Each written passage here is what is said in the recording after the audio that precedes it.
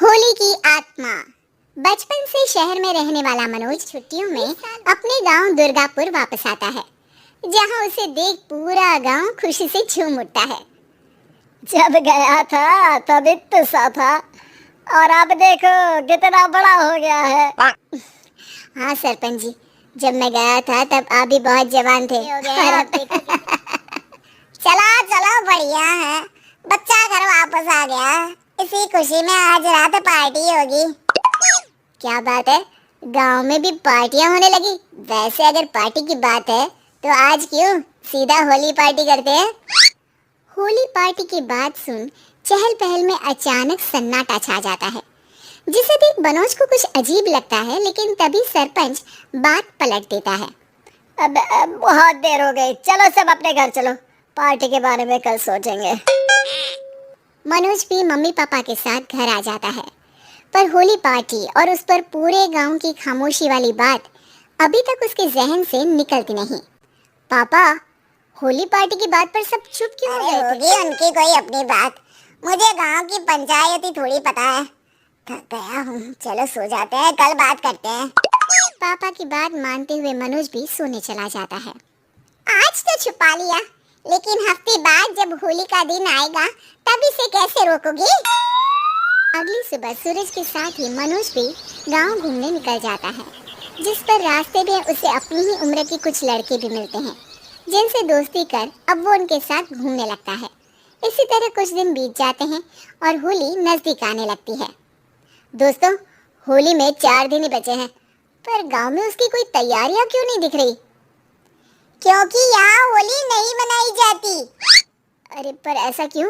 वो राजा भूषण, अरे तुम 4 दिन के लिए आए हो, क्या इतना सोच रहे हो? चलो कुछ खाने चलते हैं। इसी के साथ एक बार फिर होली की बात को टलते हुए देख मनोज को शक होने लगता है। वो घर पहुंचते ही इंटरनेट पर अपने गांव और राजा भूषण के बारे में जानकारी निकालने लगता है। क्या? मुझे आज तक ये नहीं पता था। ऐसा कैसे? किसी ने मुझे कुछ बताया क्यों नहीं?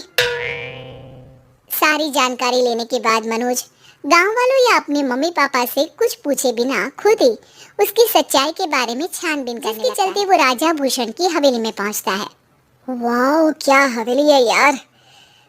पर क्या यहाँ सच में कोई भूत है? हेलो भूत जी, कोई है क्या?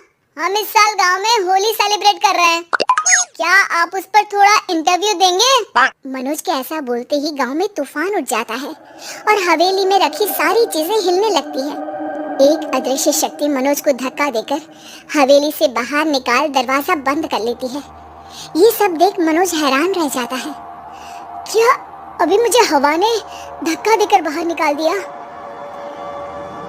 मेरे होते हुए इस गांव में कभी होली नहीं बन सकती, इसलिए दोबारा ऐसी कोशिश भी मत करना, अंजाम बुरा होगा। आवाज सुन मनोज हैरानी से इधर उधर देखने लगता है, पर उसे कोई दिखाई नहीं देता। वो गांव वापस आ जाता है, जहां तूफान की वजह से सब कुछ तहस महस हो चुका होता है। आखिर ये तूफान आया कैसे? ना ऐसा कोई मौसम था और ना ही हमने होली का त्योहार मनाने की बात की थी। सरपंच की बात पर कोई रिएक्शन दिए बिना मनोज चुपचाप अपने घर चला जाता है। इस तरह देखते ही देखते होली का दिन भी आ जाता है और मनोज रंग लेकर गांव में निकल जाता है, लेकिन गांव पूरी तरह खाली होता है। अरे त्योहार का दिन है, धूमधाम की जगह मातम क्यों मनाया हुआ है? मनोज की आवाज सुन सब अपने घर की खिड़कियां खोल के घर के अंदर से ही उसे वापस जाने के लिए कहने लगते हैं, पर वो किसी की नहीं सुनता।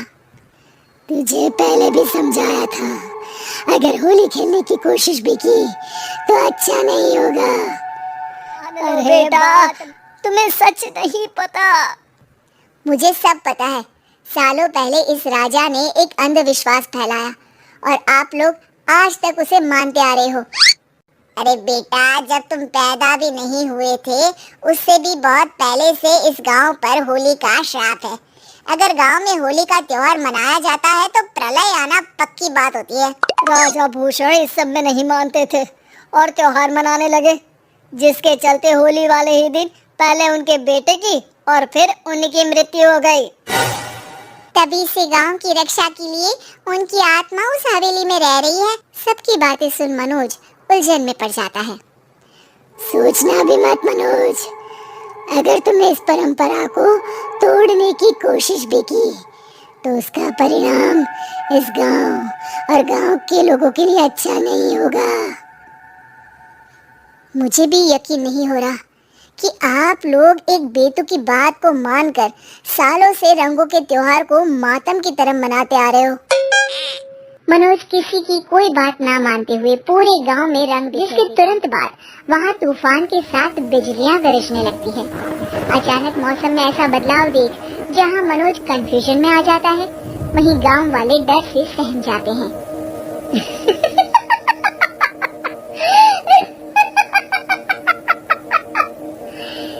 इस लड़के ने हमारे जैसे सिर्फ अपने स्वार्थ के लिए नहीं,